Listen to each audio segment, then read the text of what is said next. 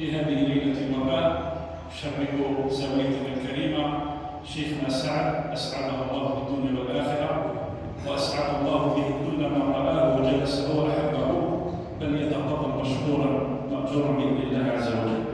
بسم الله الرحمن الرحيم. الحمد لله رب العالمين، وبه نستعين، ونشهد أن لا إله إلا الله وحده لا شريك له،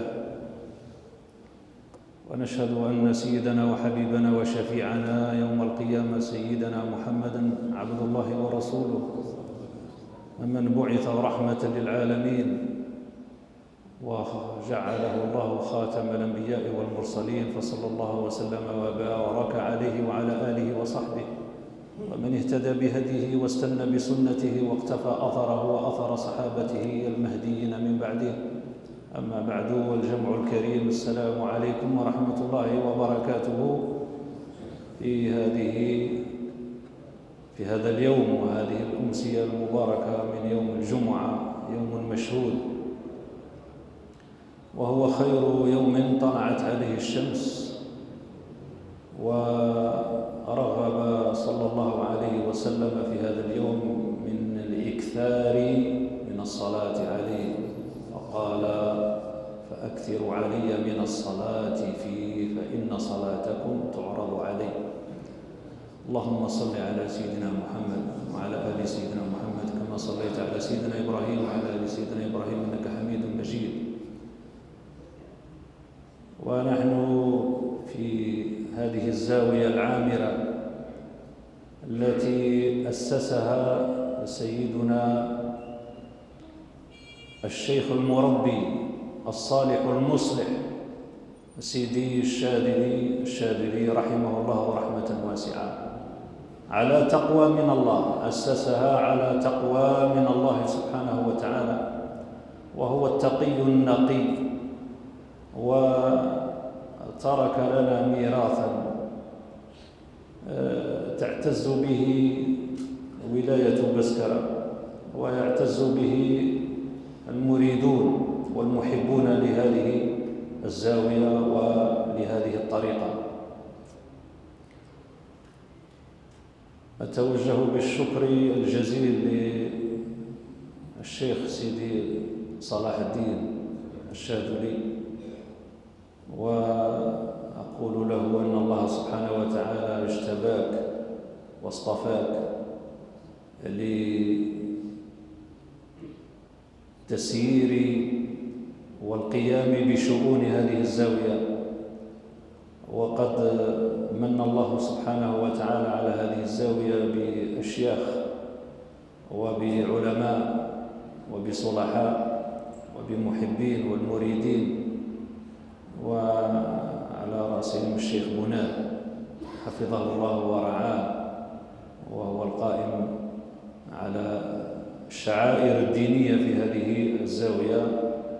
والشكر للمقدم السيد الدكتور سعيد بن بريكة حفظه الله ورعاه، وكنا قد افتقدناك في زيارة سيدي عامر، كانت لك كنت مبرمجا لإلقاء كلمة، ولكن إن شاء الله ستكون الفرصة في الأيام القادمة، ويجتمع كذلك، يكون فيه اجتماع لأمثالكم سيدي المحترم، وللحاضرين جميعا في زاويتكم بسيدي عامر.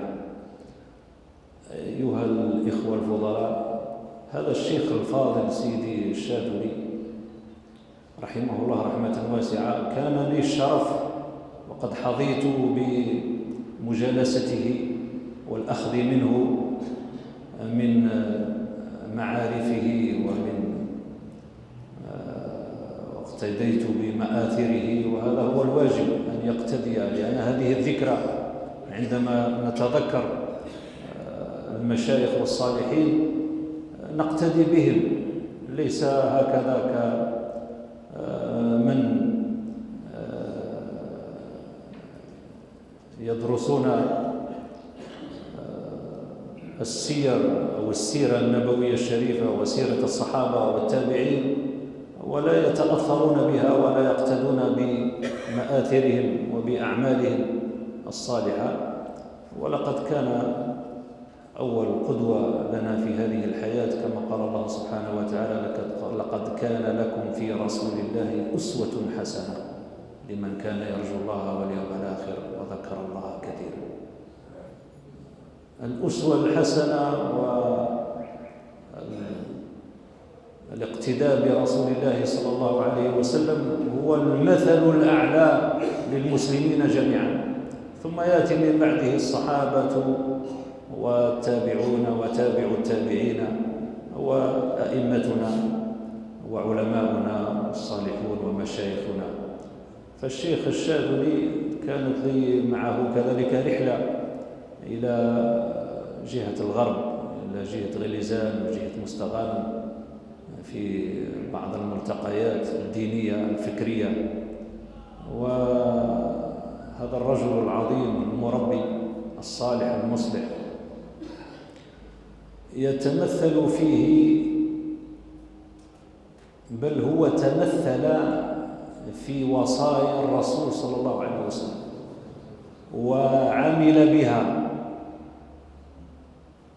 وهذه الوصايا جاءت في الحديث، هو حسن وصححه كثير من المحدثين في مسند الإمام أحمد.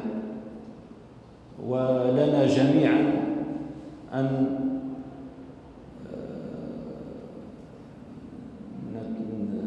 نتمثل لهذه الوصايا ونعمل بها حتى نكون ممن قال فيهم الرسول صلى الله عليه وسلم: خيركم من تعلم القرآن وعلمه. وقال صلى الله عليه وسلم: إن لله أهلين، جمع أهل. قيل: من هم يا رسول الله؟ قال: أهل القرآن هم أهل الله وخاصته. ومن القرآن نستمد هذه الوصايا التي أوصانا بها رسول الله صلى الله عليه وسلم، فقال في الحديث: أوصاني ربي ب9 أوصيكم بها. هذا ما وجدته في سيدنا الشيخ سيدنا الشاذلي رحمه الله. قال رسول الله صلى الله عليه وسلم: أوصاني الله بالإخلاص في السر والعلانية. وكان رضي الله عنه ورحمه الله مخلصا لله في سره وعلانيته. وهذا شأن المسلم، أن يخلص عبادته وعمله لله سبحانه وتعالى في سره وعلانيته. قال: أوصاني ربي ب9 أوصيكم بها. أوصاني بالإخلاص في السر والعلانية، وأوصاني بالعدل في الرضا والغضب، أن تعدل، اشتيت راك راضي ولا غضبان. ومعروف أن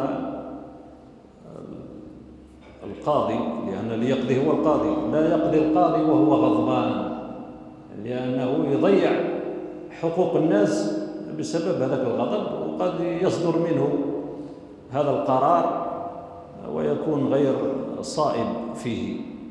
فلذلك الإنسان كيعود غضبان أرشده النبي صلى الله عليه وسلم إلى الوضوء، يتوضأ، لأن الغضب من الشيطان، والشيطان خلق من نار، ولا يطفئ هذه النار إلا الماء، الوضوء، يتوضأ. وقال: إذا كان قائم يجلس، إذا كان جالس يضطجع.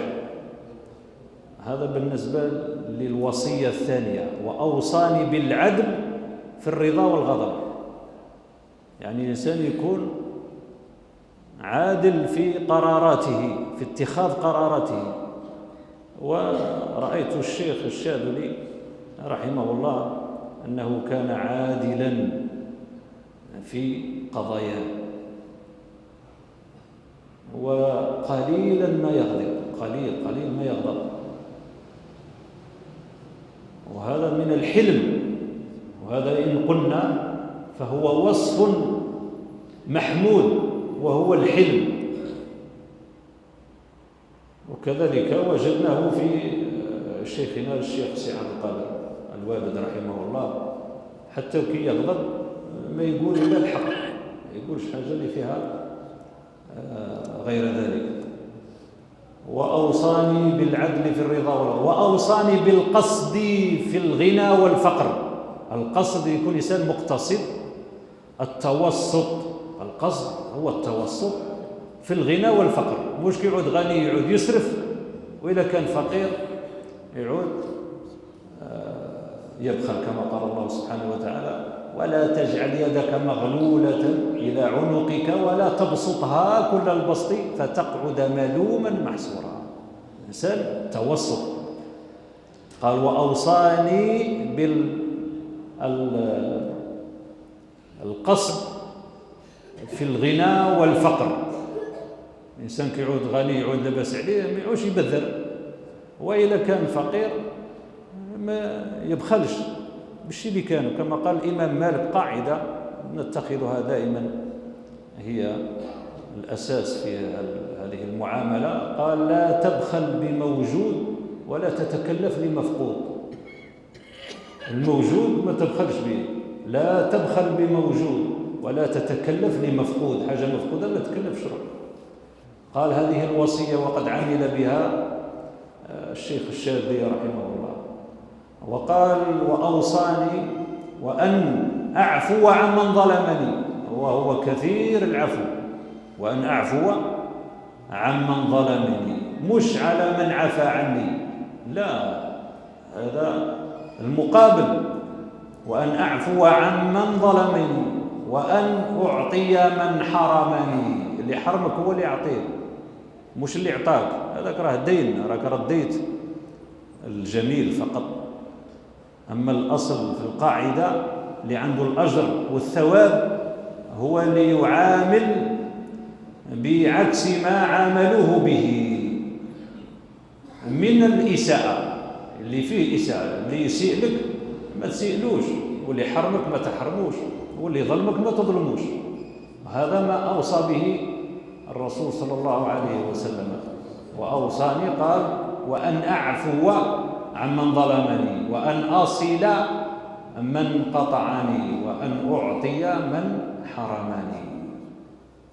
ثم قال: وأوصاني بهذه الوصايا الأخيرة، وهي التي تمثل بها الشيخ الشاذلي رحمه الله تمثلا حرفيا وقطعيا: وأن يكون نطقي ذكرى.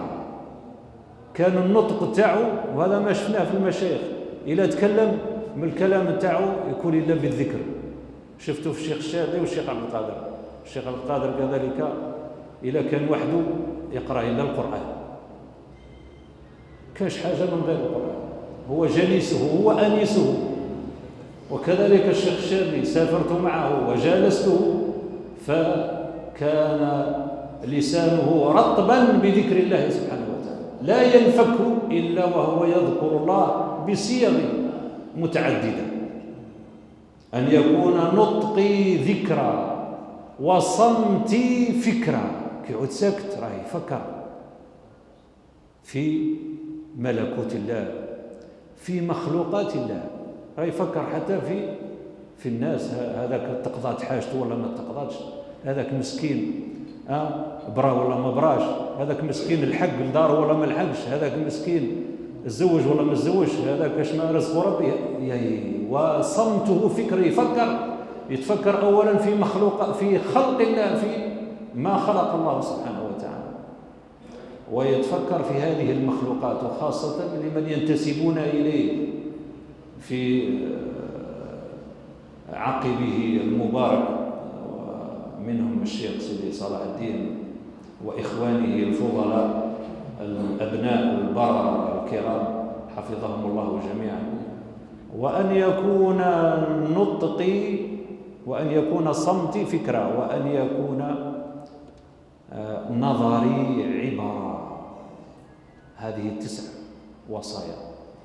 وأن يكون الأخير نظري عبارة، النظرة تاعو تكون اعتبار، يعتبر كيشوف حاجة يعتبر كيشوف.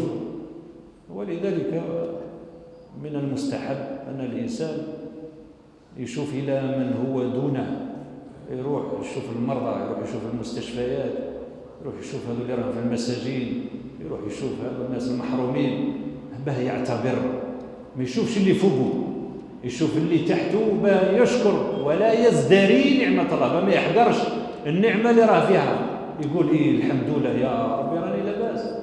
كيشوف كان رضي الله عنه الشيخ الشاذلي كان نظره عبارة، يعتبر، كي ينظر إلى الواحد يعتبر، يقول الحمد لله على كل حال.